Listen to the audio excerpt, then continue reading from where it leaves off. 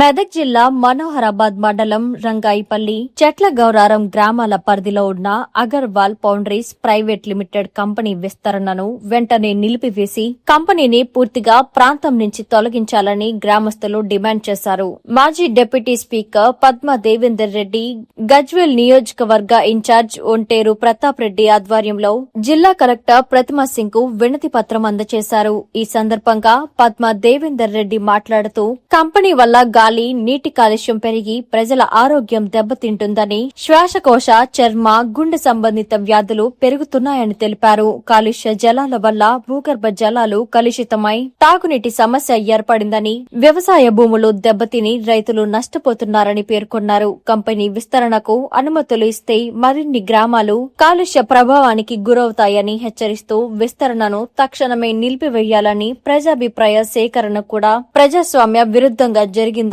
ఆరోపించారు. మండలానికి సంబంధించి చెట్లగౌరారం, రంగాయపల్లి గ్రామాల దగ్గర గతంలో నిర్మించిన ఫ్యాక్టరీని మళ్ళీ ఎక్స్టెన్షన్ పేరుతోని ఎంఎస్ అగర్వాల్ ఫౌండరీస్ అని ప్రైవేట్ లిమిటెడ్ అనే కంపెనీ మళ్ళీ ఎక్స్టెన్షన్ పేరుతోని నిన్న హియరింగ్ నిర్వహించడం జరిగింది.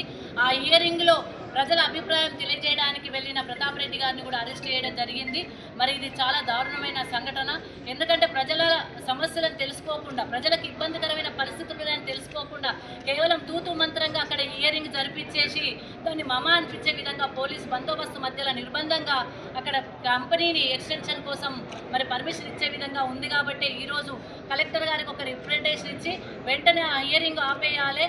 రెండో హియరింగ్ కలెక్టర్ గారి ఆధ్వర్యంలో ప్రజాస్వామ్య పద్ధతిలో ప్రజల మధ్యలో ప్రజలకున్న ఇబ్బందులను తెలుసుకునే విధంగా ఆ హియరింగ్ జరగాలని చెప్పి మరి డిమాండ్ చేస్తూ కలెక్టర్ గారికి ఒక రిప్రజెంటేషన్ ఇవ్వడం జరిగింది.